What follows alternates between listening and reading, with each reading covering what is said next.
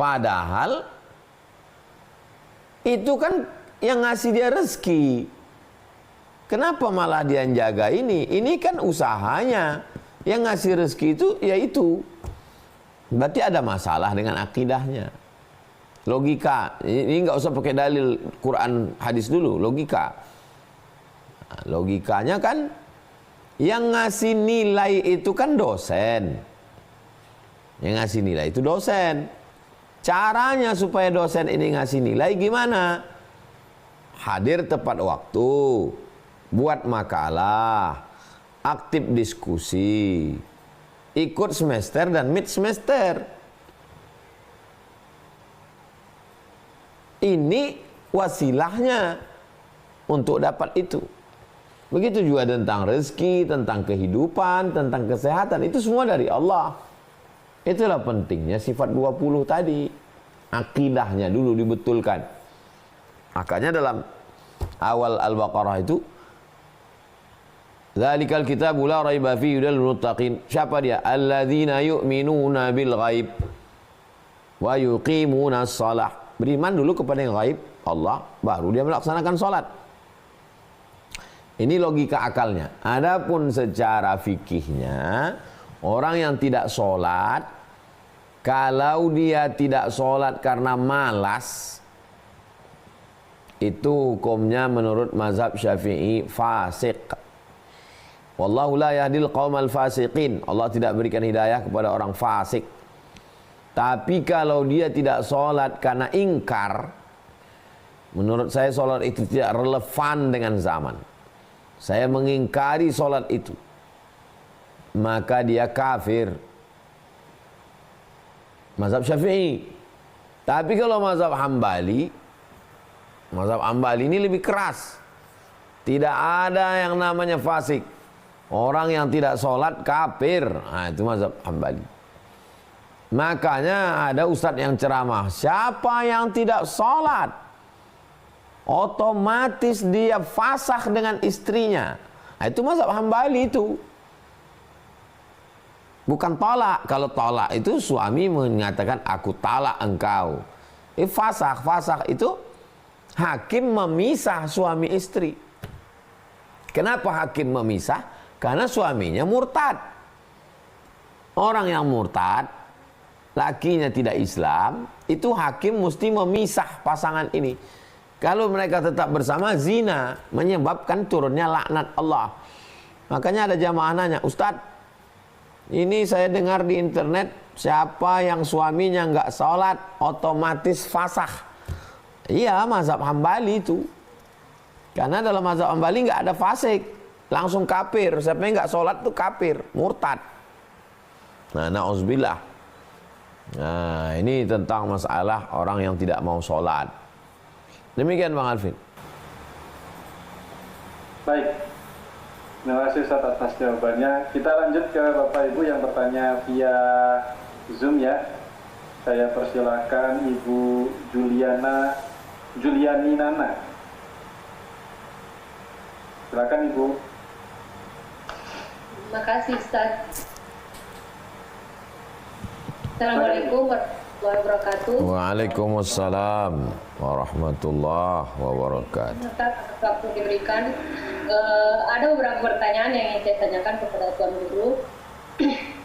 Pertama mengenai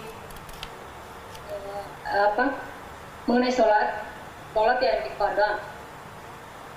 Apakah qada itu wajib, Ustaz? Terus kalau memang wajib, berarti kalau memikirkan pasti ada pernah kita meninggalkan sholat tuh. Cuman kita tidak tahu berapa banyak yang sudah kita tinggalkan. Kalau seperti itu, apakah kita harus seterusnya mengqada sholat sampai istilahnya seumur hidup gitu, Ustaz? Dan seandainya kita dalam perjalanan mengerjakan sholat jamaah atau sholat asar, apakah qada itu bisa diikutkan juga, Ustaz? Itu yang pertama. Yang kedua tentang haji atau umroh.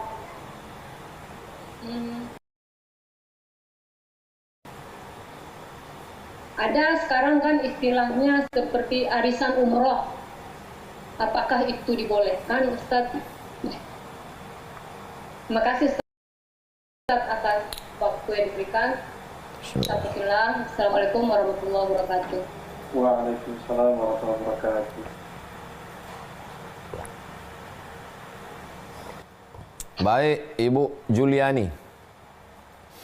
Hukum mengqadha salat wajib. Dalilnya, la kafarata laha illa dzalik. Salat tidak bisa ditebus kecuali dengan salat. Tidak bisa ditebus dengan haji, tidak bisa ditebus dengan istighfar. Adakah ikhtilaf tentang mengqadha salat? Tidak ada ikhtilaf. 4 mazhab. Mazhab Hanafi, mazhab Maliki, mazhab Syafi'i, mazhab Hambali, bahwa sholat yang tinggal wajib diqadha, diganti. Kami mau lihat dari dalilnya detail Pak Ustadz. Lihat tulisan Ustadz Sarwat, alumni Lipia, punya rumah Quran. rumahfikih.com. Qadha sholat Ustadz Sarwat, enter. Nanti dapat tulisannya. Bagaimana teknis cara mengqadha salat? Habis salat fardu langsung qadha sekali. Besok subuh qadha. Niatnya saya niat salat subuh qadha. Kapan dilaksanakan? Setelah habis waktu terlarang. Waktu syuruk, waktu sholat sunat isyraq, waktu sholat duha, habis zuhur sholat qadha, habis asar sholat qadha. Sekali aja, bukan ambil cuti 1 bulan qadha. Itu memberatkan. Qadha. Berapa lama mengqadhanya? Selama sholat yang ditinggalkan. Saya nggak bisa ngitung Pak Ustadz berapa kali saya tinggalkan sholat. Prediksi terbanyak. Berapa kira-kira terbanyak? Agak laksanakanlah 5 tahun. Laksanakan qadha 5 tahun. Kalau berlebih Pak Ustadz, kalau berlebih terhitung sholat sunat. Karena kalau saya sholat isya 2 kali. Misalnya saya ke masjid, sholat isya. Habis itu saya duduk. Gak lama datang jamaah. Ustadz, sholat kita sekali lagi. Sholat yang kedua itu sholat terhitung dapat pahala sunat. Bagaimana kalau sedang musafir? Sedang musafir jangan mengqadha. Sedangkan yang 4 aja jadi 2. Sedangkan yang 4 isya jadi 2. Yang 4 zuhur jadi 2. Yang 4 asar jadi 2. Masa menambah beban? Nanti pas sedang mukim. Tapi kalau dia ada waktu, nyantai di hotel, di kamar, di masjid, dia mau qadha, boleh, tidak salah. Demikian tentang qadha, Bang Alvin. Wallahu a'lam bishawab. Terakhir tadi Ustaz ada 2 pertanyaan terkait arisan umroh. Arisan umroh. Masalah arisan ini mesti jelas pesertanya berapa orang. Pesertanya siapa? Assalamualaikum Bu. Waalaikumsalam. Ini saya mau nawarin arisan ini. Nanti ibu nariknya 10 juta. Tapi nariknya 9. Pesertanya mana? Nah, ibu nggak perlu tahu pesertanya mana, yang penting ikut aja. Jula-jula arisan. Itu bukan arisan, itu namanya rentenir. Itu namanya lintah darat. Kalau arisan, tanya pesertanya mana. Oh, pesertanya Pak Ahmad, Pak Hamid, Pak Mahmud, Pak Abdul Rahman, Abdul Ghaffar, Pak Adam, Pak Idris, Pak Nuh, Pak Soleh, Pak Ibrahim, Pak Isa. Oh, ini orangnya, ya. 10 orang ya, iya 10 orang. Kalau gitu 10 bulan, ya. 1 bulan berapa? 1 bulan 1 juta. Nah, nariknya berapa? Nariknya 9,5. Yang 500-nya kemana? Yang 500-nya ongkos minyak, bensin, tukang kutip, sama makan siang. Hitung-hitung Ustadz sodakoh. Oke, itu tidak riba. Karena jelas ada pesertanya. Akadnya apa? Akadnya hutang. Digoncang nama, keluar nama saya pertama, dapat saya 10 juta. Berarti yang 1 juta uang saya, yang 9 juta uang 9 orang. Itu saya ngutang ke 9 orang. Itu akadnya adalah hutang yang dibayar dalam waktu 9 bulan. Karena bulan depan akan saya bayar, lunas ke ini, lunas ke ini, lunas ke ini. Itu namanya arisan. Baik arisan uang maupun arisan umroh. Apa boleh melaksanakan umroh pakai uang ngutang? Beribadah dengan ngutang terbagi 2. Yang pertama, mayurja adauhu, hutang yang ada yang diharapkan pembayarnya. Bang Alvin, ku pinjam uang engkau 10 juta. Iya Pak Ustadz. Apa pembayarnya Pak Ustadz? Insya Allah bulan depan saya panen kelapa sawit. Itu boleh, karena ada yang diharapkan pembayarnya. Yang nggak boleh itu, minjam saya 10, pembayarnya aku serahkan kepada Allah Subhanahu wa Ta'ala. Itu tidak bisa. Ada padi mau panen, insya Allah 99,9% uangnya untuk bayar. Itu boleh. Ibadah untuk kurban boleh, untuk akikah boleh, untuk umroh pun boleh. Demikian Bang Alvin. Wallahu a'lam bishawab.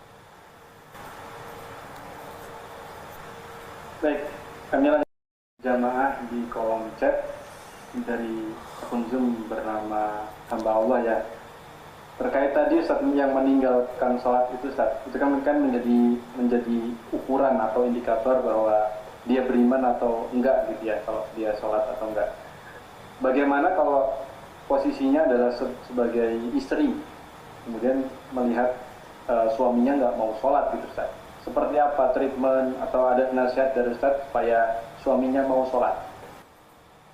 Yang pertama, sebelum kejadian, bapak-bapak wali, abang-abang wali, kakek-kakek wali, ayah, kakek, abang, adik, abang ayah, adik ayah, anakmu, cucumu, keponakanmu, jangan kau nikahkan sama orang yang tak sholat.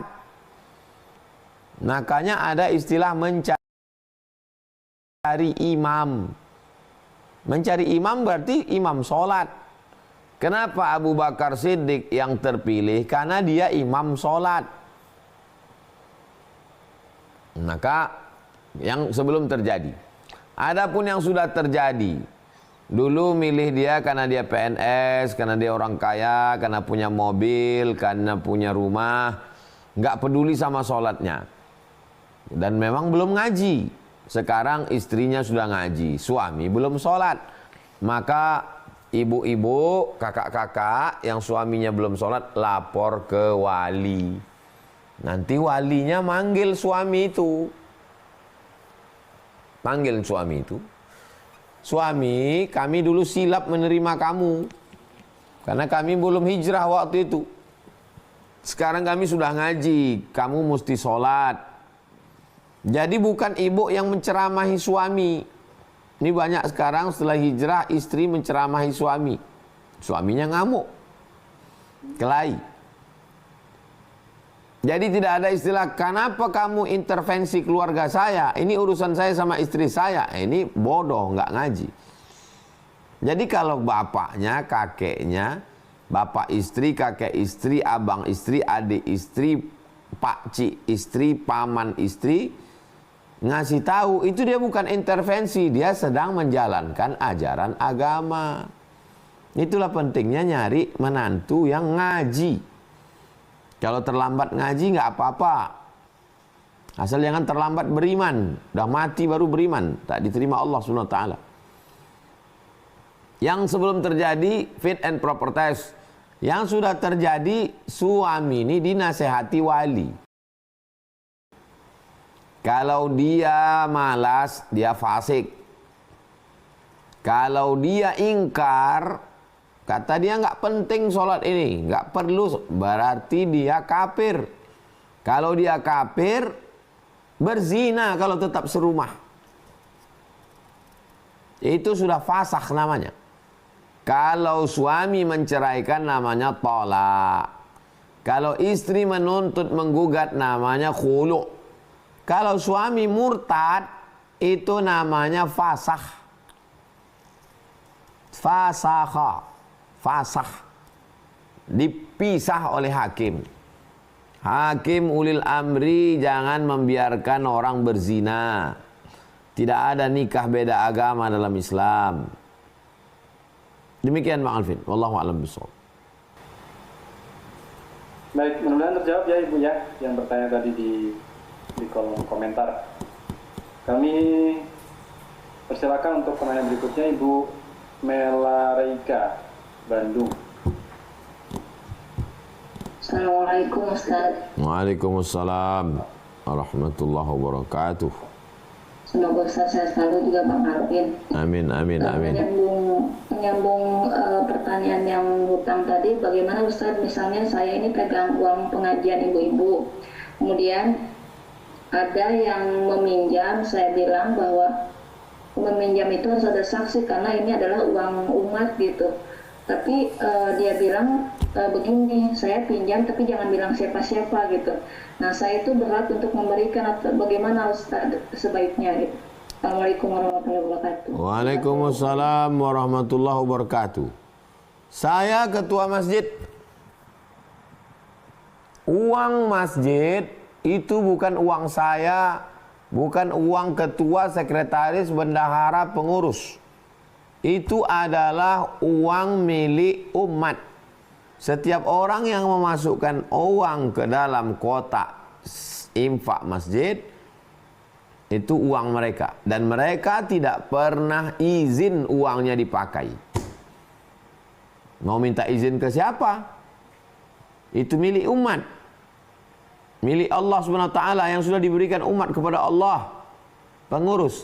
Maka ketika uang masjid dilarikan bendahara, saya wajib mengganti. Sana saya ketua, saya minta tanggung jawab di hadapan Allah.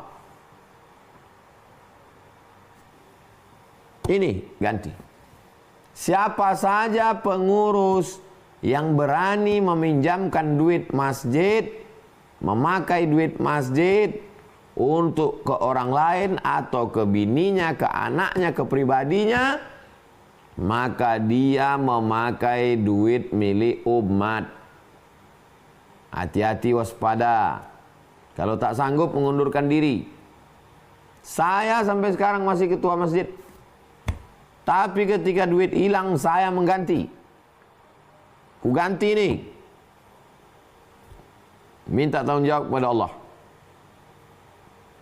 Menjadi pengurus masjid ini seperti bingka Ambon. Di bawahnya api, di atasnya api. Di atasnya api, karena kalau silap-silap api neraka. Di bawah juga api, karena masyarakat ini bercakap, kenapa begini, kenapa khotib begini, kenapa imam begini, kenapa duit nggak bisa dipakai, pap. Maka hati-hati pengurus masjid, tahan-tahan, pekak-pekakkan telinga, tebal-tebalkan mata, pejam-pejamkan mata. Jangan memegangnya seperti megang bara. Terasa panas, lepaskan. Habis itu cicip-cicip, pegang lagi. Loh, tak begitu. Peganglah sampai terbakar tangan itu. Demi rumah Allah. Saya tak peduli. Yang penting saya pegang ini amanah. Pengurus kalian jangan macam-macam. Cukup sekali aku mengganti duit. Kalau sampai hilang lagi, aku penjarakan kalian. Nah ini. Ini tentang masalah menjadi pengurus masjid. Itu bukan milik pribadi. Kalau milik pribadi, duit saya dipakai oleh orang, maka ikut syariat Islam surat Al-Baqarah ayat 282. Ya ayyuhalladzina amanu, ayo orang beriman, idza tadayantum bidainin, kalau kamu menjalin transaksi utang piutang, ila ajalim musamma, sampai batas waktu tertentu, faktubuh, tulis. Bang Alvin, aku mau minjam duit 10 juta. Kata Bang Alvin, mohon maaf Ustadz, walaupun kita kenal baik, kita mesti jalankan syariat Islam. Macam mana caranya? Waliyaktub bainakum katibun bil adli. Kita mesti angkat seorang penulis. Wala ya'ba katibun ayyaktubaka ma'allamahullah. Yang bisa menulis jangan sampai dia menolak. Sebagaimana yang sudah diajarkan Allah. Wastashhidu syahidaini min rijalikum. Angkatlah 2 orang saksi. Minta saksi 2 orang.